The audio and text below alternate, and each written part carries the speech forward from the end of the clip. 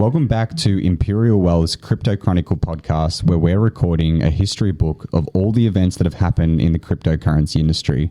We're going to be reporting to you on a weekly basis, so let's head live over to our team right now to discuss all things that have happened in cryptocurrency this week. Hello and welcome back to a very special edition of the Crypto Chronicle Podcast. Bitcoin has touched $57,000 today, Taylor. Breaking news. And I think it's trading back down. I think we just said around 56,000 after putting in what some people call a God candle today. It was definitely pretty big. Like, I haven't seen something that big in a while. No, neither. Because we woke up and it was about 54,000, so it broke that 53,000 level. I think for most of then today, it consolidated right there, didn't it? Kind of trading to and from a couple of $100, and then it just put in another absolute surge. Wiped the last of the remaining bearish shorters out, which was a rest in peace to those lads. Yeah, look. And ladettes. I'm not going to lie. It was really funny because, like, as I went to bed last night, I was kind of like, God, I really need something to happen. this is getting a bit boring now, this little choppy sort of, we're at 50, yay, sort of thing. And I was like, nah, I feel it. Yeah. Open's coming in a few hours. I feel like something's going to happen. And I woke up and it was 55. I was like, there we go. I think we did touch on it last week. I think I mentioned it. I spoke about how consolidation usually leads to expansion, either to the upside or to the downside. Usually when you push up to resistance and you consolidate there for a long time without any rejection, such a big rejection. Well, we had the rejection, but then pushed straight back up, remember? So it's like usually that type of consolidation usually leads to expansion to the upside, which obviously it did. But yeah, obviously at the moment the sentiment's pretty good. We'll touch on a few of those things today, including our trusty ETF news for all our great ETF followers, which we might as well start on. It's been a great mix over the last kind of 24 hours, 48 hours, with yesterday announcing Grayscale's BTF witnessed its lowest outflows so far. So obviously what we've been up against in a bearish sense since the ETF approval is just them dumping on us. And you touched last week about how all the demand for the ETF has kind of softened that pullback we usually get pre-halving. And now we're in uncharted waters where Bitcoin's usually dumping at the moment pre-halving and, acting a bit differently. And now it's kind of... Have you? It was actually funny you bringing that up today. It's like last night I got sent this thing from a client. It was Grayscale's BTC report for like the first sort of few months of Jan. First few months of 2024. Yeah. The rhetoric they used in it, what was it? It was lighting your pants on fire. Like the way they were talking about how, their economists, putting that in question marks, are saying like how they believe the halving dump and the price action is half priced in. They believe that, realistically the momentum to carry forth through 2024 is going to put Bitcoin at sort of 180 to 190,000 USD. And it's just like they're becoming real bullish on it. Yeah, well, I think it's kind of, it's hard to kind of take in, isn't it? Because these companies have kind of always been bullish. We just kind of joke around how Bloomberg come out with their predictions when it's raging. And they say 500,000 this, and then Kathy comes out and her infamous $1 million target always comes out. But no, that's great to hear. We've spoken about it episode to episode about the ETF comments, and obviously a big one is Larry Fink's changing tune. I think we literally spoke about this last week. It's like 2019, he's calling it what that Jamie Dillon guy from kind of JP Morgan says now. He says, it's just used for drug dealing and criminals and blah, blah. And you hear about him speak about it now, and he's literally saying it's better than gold. Yeah, literally. That's a store of value. So it's just the irony. Yeah, the irony. And maybe they're right, because it's really hard to put your finger on this demand, right? We go back to that maths we spoke about last week and the week before about how their current demand, these ETFs, is 12.5 times the rate of supply getting into the market, what our beautiful Imperial Wealth mining store miners are mining for us. And it's just like hard to imagine what price does over the long run if that continues and it sustains, which it won't. Statistic. That's just ETF volume as well, right? Yeah. So like retail hasn't even hit. So like, we're going to go through a halving 25 times. Yeah. Just with the ETF. Well, I guess what it doesn't take into account as well is it's just talking about the supply coming onto the market. Yeah. It's not versus selling either. Yeah. Like obviously people are just selling throughout the day, which changes it, but which dampens the demand. But yeah, no, you're right. Yeah, it doesn't. Wow. Yeah. So yeah, you're trying to kind of factor all this in, and then try and So, I actually thought about that today. I thought about targets and selling targets, and I was thinking because we're getting to that point, right? Yeah, like so many people have asked in the trading academy, when do you think we're going to sell something? And it's like, well, last year it was like, oh yeah, in a few years. Now it's like, yeah, that's a good question, eh? Yeah, we might have to do some selling soon, I think, to realise some profit. But no, it's an interesting point because I kind of thought about today because this is all happening so fast, right? Like, yes, we've all got our price targets in our own minds, all individually that we ourselves are satisfied with. And I was thinking about other people today, and you don't hear too much about targets right now. And I just thought to myself, I was like, fuck, like we're moving so fast. Yeah, man, we're moving so fast right now that it's time to actually really get those in place and ensure that, I'm planned for them because they could probably come a lot faster. And now there's that conversation of, are we going to get an all-time high before the halving? First time ever in history. You know what? When someone said that to me like a few months back, I went, you are actually full of it. Like, I'm like, no way. I was like, we're going to be at like 40 odd K. Like it's just sort of crawling on through. I thought from like here, we would be stable. Like I thought we'd have pretty much no price action until like June. Well, it's interesting because I started to believe that as well, because what not annoys me, it's fair enough, is everyone always has to have a viewpoint of whether the market's going up or down. Yeah. No one ever has the viewpoint that the market can We're just going to stay exactly here for a while. Chop and change. And then I kind of was getting, obviously those from Trade Academy know me, I kind of always had the vision of a blow off top and an ath before the halving. I've been saying that for probably 18 months. I kind of loosened my stance on that as things didn't happen as quick as I thought they would, because mine was more on a macro scale to do with rate cuts and that type of stuff. And obviously we just held rates the last 12, 18 months the exact same, obviously increased them as well. But yeah, it's crazy at the moment. We're like almost 10K away. Yeah, and well, that's the thing, right? So I think it's about 20% is about 10K to give or take, whatever. And like you think about it, you're like, 10K, like that's a lot. And then you're like, hang on, we just pumped $7,000 in a day. Like, so it's not that much. You wake up tomorrow, we do a 7K counter at 65. The app isn't that far off. Mate, it's funny. It's like, especially when you, like this morning, I was readjusting the mining calculator and it's in AUD. And so I've like gone and done it and it was like 74K. And I've gone and like, man, it's like 86. Like, what? It's like, what is this? Yeah. Well, it was funny before because I think I got a notification from one of the Australian exchanges and it said, Bitcoin approaching AUD all-time highs. And I thought, wow, because the foreign exchange was so different back then.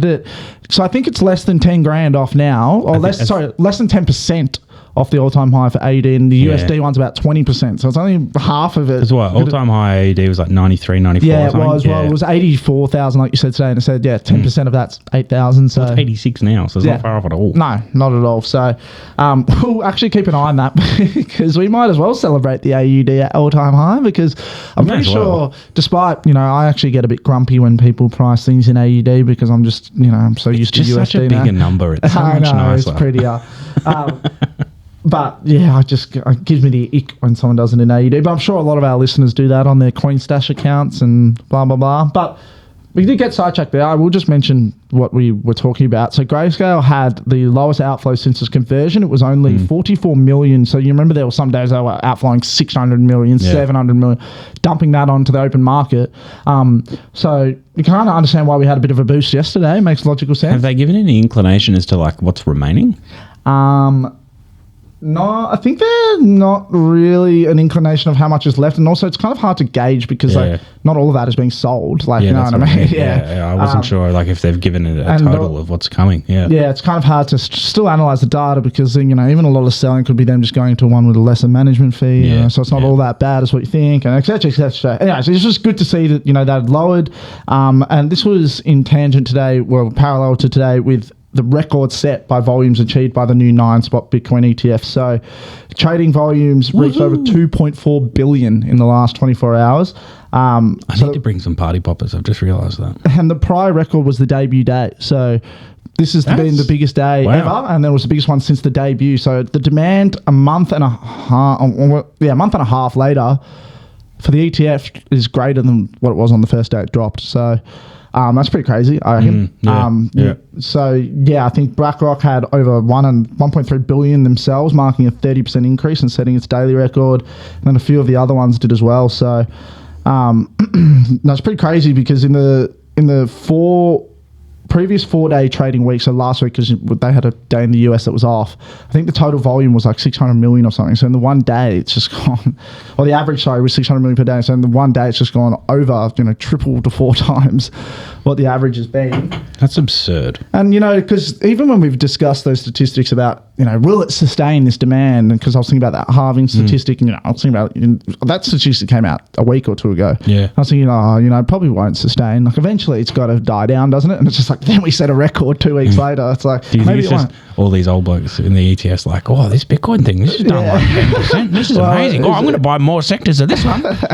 It's funny because I saw a tweet today and it was like, what the hell? Bitcoin's pumping and there's no good news. I don't get it. And then the first comment was, don't worry, bro. It's just billionaires panicking. Makes a lot of sense. Alrighty. So off the back of kind of this awesome ETF news and obviously Bitcoin's pumping, most people are happy, is that the Bitcoin sentiment, I did an article on this late last week, in Australia has actually surged following these approvals. So I'll read some quick statistics, but it's resulted in a 25 boost and a slight uptick in adoption rates in 2024. So especially amongst those aged 55 and above, which we were just joking about slightly then, but shows 100% rise in favorability towards Bitcoin. So, this survey, which was done, who's it done by again? I can't remember. It was done by one of the Australian exchanges. I think Independent Reserve, actually. But yeah, clearly indicated a shift in sentiment, optimism and growth. And over out of those participants, 19% of them actually had interest in an ASX listed spot Bitcoin ETF. So I think Monochrome is the Australian company pushing for one. We'll have to wait and see if that gets accepted. But one of the biggest ones was crypto ownership from, I think the start of 2022 to the end of 2024. Sorry, start of 2024 rose, 26% or something. Jeez. And so, yeah, it's pretty awesome to see this in Australia because given, we are a bit of a quieter nation in terms of this type of tech and advancements and regulation. It's growing quite a lot. Yeah. Like, more and more people talk about it nowadays than I do remember a few years ago. Obviously that reflects, but it's definitely becoming more prevalent. Well, yeah, it's a whole different conversation, isn't it? Because we deep dived kind of how early we were last week or the week before when I was talking about the alt charts and the Google trends, and those are all still down, globally at least. Oh, yeah. I think it's at 29, 30, which is it's just, out of 100. It's just crazy to actually think how early, I showed you in the Chronicle, right, the charts last week, we're still only half of the altcoin market cap of the last cycle, and the last cycle was smaller than this cycle. Take that how you will. Buy your alts if you want, or just buy Bitcoin, because you probably do better buying Bitcoin. Can we call that the alt dance? I like that. I probably should have filmed that so you guys could see the little dance I did. But speaking of Bitcoin and sticking only to Bitcoin and being a Bitcoin maximalist, which a lot of you miners are, is that MicroStrategy is not they're just never going to waver from their commitment to Bitcoin, it seems. Yeah, Saylor Daddy. Saylor Daddy actually bought another 3,000 Bitcoins today. Just casually? Yeah, yesterday. Well, he timed it, right? 51K was the average buy around. His average buy is now, 31,000. So he's almost 2x. I think, he's in 6-7 billion unrealized profit. The great bull. But yeah, obviously MicroStrategy, for those at home that don't know, is an investing company. Is a tech company in the States. They're the first publicly traded company to ever acquire Bitcoin and put it on their balance sheet. They now have, I think they had 190,000 in Bitcoin holdings. Now they've got 193,000. So, that's kind of approaching that magic 210,000 number, I guess. Where I was going to say, do you reckon he's going to go for the one? The 210 and just have 1% of the supply, probably. Good on him. Yeah, good on him. Take us with you. Oh, yeah. But, I think, there was an article a few weeks ago I did that talked about how they're dedicating themselves to becoming a Bitcoin development company. What does that mean? I think it just means they just Bitcoin maxis and buy. I was going to say, can we call ourselves that now? Yeah, we should probably think about that. I'll ask Cal about it. It just sounds so senior. Like when you go, I'm a developer for Bitcoin. They'd be like, oh, that's amazing. People walk into a room and say, I'm a developer for Bitcoin. Someone's going to be like, what? Either think you're the biggest nerd alive or the coolest person. I'm an idiot. Quickly, Kraken has submitted a motion to dismiss the SEC lawsuit. So for those that remember, in start of 2023, SEC went after Kraken, Binance, Coinbase, all of the American exchanges and said, you guys are naughty and you broke the law. And then they're like, well, you didn't even have any rules in place, so what the hell are you telling us? And then It's good that this stuff's all winding up to a degree, though. Yeah, it is. So essentially what they've done is they've argued that what the SEC is doing is setting a dangerous precedent for regulatory overreach. This has been a theme in Binance's case, Coinbase's case, of them essentially saying like, you guys make the rules, you got everything in place, but like you're just saying we've broken things that we haven't broken and you haven't told us not, you know what I mean? So they're just overreaching and they're being, we know what Gary's been like these last few years. We've spoken about it at length on this podcast, but yeah, I think as long as they reference this approach in dismissing these SEC lawsuits and they continue to get dismissed, it's actually a really favourable thing. So, anyways, I'll keep you guys updated on that. Hopefully Kraken wins that and joins Grayscale in defeating the SEC because we know what happened next after that one. And then lastly, the last great piece of news is on the great Donald Trump. Now, we did an article, or we probably spoke about it we've spoken about it a few times on the podcast because he did his little NFT cash grabs on Ethereum. Yeah. Good on him. But he recently, in an interview yesterday that I'll include the video in the written chronicle, is that he shifted his stance on Bitcoin. So in the past, he said, it's just what every other old buffoon boomer says, is it's a scam, it doesn't make sense, blah, blah, blah. But he expressed his acceptance and is acknowledging its growing popularity. So, Taylor, I'll ask you, do you think he's being sincere or he wants a couple of younger voters? Oh, my word. He's looking for like anyone that's age 16 and below. He probably does need a few Zoomers. Oh, God. But he affirmed his preference for the US dollar, but he acknowledged its increasing prominence and changed, obviously, contrast with when he was president prior, where he was criticising as a scam, as mentioned. Obviously, he leads the Republican Party's presidential nomination race for 2024. It's widely accepted the Republicans are far better with crypto regulation and their stance than the Democrats. We know Joe, even Jebediah and that whole Fed Reserve and, Gary and the SEC, blah, blah, blah. The Dems aren't great for Bitcoin and crypto, put it that way. Not going to comment politically elsewhere on the differences between the party or the presidents, but it is widely accepted that Donald and the Republicans are a bit nicer for crypto. But I hope he wins, but he's an idiot. You can't say you can't hate Bitcoin or crypto in general, but then release NFTs. Jesus, mate, come on, pick a side, or at least be impartial. Yeah. He does what he does well. But anyways, we're moving on to the technical analysis. There's literally not much for me to say other than number go up. Yeah. But I think if you looked over, I think if you'd listened and you'd listened to the Chronicle over the last few podcasts, we talk about how we've expected higher targets to be reached. A very, very, very specific target I've shown in the Chronicle and mentioned on the podcast for those keen listeners is that magic number of 57,000. And I said that's my number one target. And I expect any breakout of the current consolidation phase we're in to reach 57,000 reject there. I'm no magician, but we touched 57,000 just before. We have rejected for now. We trade at 55,900. So, what I'm looking for kind of here is a retest to confirm whether that's a rejection from really strong volume node level and the 786, or whether we just continue to break out and make Where's your next target? It's moving too fast for me in this market. So I'm going to take a bigger look, but high time frame stuff, we still hold perfect bullish market structure. I'll actually re-show a lot of the earlier. I'll go back and I'll show in, those earlier chronicles, I was really showing, when we're at 25, 30,000, I was showing those bullish market structures. I was showing, the high time frame block scale breakouts. I was showing, high time frame chart. And I said, we're in the trading academy. We're going to continue to hold our crypto. We're going to continue to buy into new projects because we believe in the long term we're moving higher. Get in touch with us if you want to listen. And, if you'd even just bought Bitcoin from listening to us, you'd be probably up a lot of money, at least doubled your money. We should have actually kept track. Yeah, we should have. Well, we can go back and listen.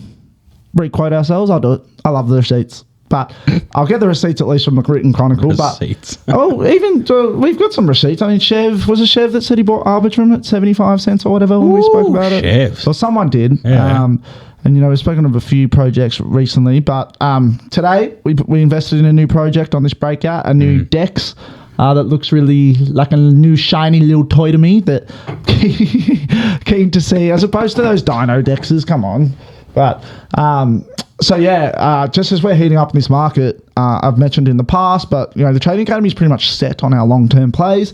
But as the market approaches the halving and the then ensuing alt season that will occur for 200 to 300 days after, you can still make a ton of money investing into newer projects or on pullbacks of those projects I mentioned. We'll be doing all of that and doing it crazily as well. So if that's something that interests you, get in touch with Taylor. He can run you through it. It's just on day trading. If you're in our Discord, which I assume pretty much every single one of our listeners would be. Yeah, and if you're not, please join. We'll post the link online, or you can find it online. But the day traders, I think Danny crushed a Bitcoin long today. Andrew crushed one. All the boys, Trevor. Mate, Trev's just smashing some BTC ones right now. I've been talking to him. He's doing good. Yeah, he's scalping a couple of grand here and there. He did my rune trade. He did paper hand my F trade, Trevor, but I'll let you off because you naughtily entered it late. All right, there we go. I was about to say the exact same thing because he's talking to me as well. So there you go, Trevor. Stop chasing it, mate. Well, if you want to learn not to chase and the correct risk management, we've got a full day trading course that, even if you go to the Discord, I think AJ or someone, can't remember the name of one of our members of the community asked, what's the day trading course like? I'm keen to get involved, and you'll probably see 6 to 7 replies there that give some really good feedback on that. They responded before I did. That made me blush. I was just like, Mitch, you've got to be almost crying right now. People that have done the course that are legitimately vouching on a public Discord, not even us who work for us answering. I'm just like, oh, geez, these guys are doing our jobs for us. So that's got to mean it's got value, right? So obviously a lot of people have benefited from it. That's kind of the beauty. Yeah. So, get in touch with Taylor if either of those services, or you're looking to trade or invest in the upcoming market. The minor market, give us it. Look, I actually, when you asked me this before, I was like, oh, geez, not much has changed. As much as obviously Bitcoin's price has gone up, everyone's still got steady hands. Yeah. So it's still ticking along as we always expected. Yeah. Leading into a halving, the transaction volume definitely drops off, and so rewards to a degree fall back a bit. So can I ask, with this increase in, I don't know if you know this, but even this increase in Bitcoin price, what does that insinuate for ordinals? And then what does that insinuate for transaction fees? Well, ordinals, I haven't seen too much of a transaction base increase from that. Right. It's still going up. However, the fees have remained stable. Okay. And so it just means that the network hasn't been too clogged. And that's probably mainly, I reckon it's probably increased because of hash price, hash increase as well. Yeah. So it's probably been relatively commensurate. Therefore, fees haven't gone higher due to the backlog not being so big. Yeah. So we do kind of need a big boom to come out, which... any point. You know what I mean? The same as what we said the other week with diamond hands holding BTC, not using it. We made a good point about, even just in our discussions last week, how, Mark, I think you mentioned difficulty went up over 6%, or it was planning to, and, how we say, it's a pain when you see difficulty go up, but what follows difficulty usually? Price, yeah. And then what happened this week? Boom. Bang. Exactly right. Good bull market, simplified metric to keep track of there, and especially if those miners at home, if you do see the difficulty rising, in a bull market, usually the price does follow. So, well, even then, what I did a comparison from an S19 Pro, which would be similar to what's new coming out now, last halving, month before halving, making $6 a day profit. Fast forward 12 months to the day, and it's mining a third of what it was, but it was making $26 USD of profit. Yeah, exactly. Yeah. So price is the leader of everything. Yeah. So mining is just believing what price you think you're happy to sell your Bitcoin at. Yeah. Exactly. Good point. But beyond that, everything's pretty stable. Altcoins is all pretty similar in that regard. The only main contenders are KDA and whatnot. KDA's had a pretty good run, and CKB as well for some reason continuously goes up, and I have no clue why yet. So I'm not really sure. Andrew. Will Andrew have CKB or Kadena, one or the other? He's got KDA. I will quickly ask, new Casper machines. Oh, jeez. Probably didn't want me to ask, but I believe these are out, but... Not yet. They're probably they're released for March. Bitmoan always loved to make this song and dance about, we've got it coming in March, and it's everyone's ready March 1, and it's not. So I reckon it'll be back end of March. We've been told to expect deliveries if we ordered them in mid-April. So they're still a while away. Okay. They're definitely a huge increase, which is to me is a little bit concerning for Caspar, and that's kind of why. Right. When you see something that comes out 6 months later that's more than double, it's a little bit eerie. Yeah. Particularly because the price tag's 60K. Yeah. So Those it's cash not a small miners are ticket. not cheap. Yeah, they're not a small ticket. So it's something to keep your eye on. You never get involved with a pre-order like this just because purely by the time they get released, the prices could be a lot less. So it's just to sort of sit back and wait. We know that the stock is going to be very limited, but it's just more or less it's going to be a sit back and wait because there's not a lot that's available. Yeah. Easy. So, no worries. All right. done. Well, thank you everyone for listening.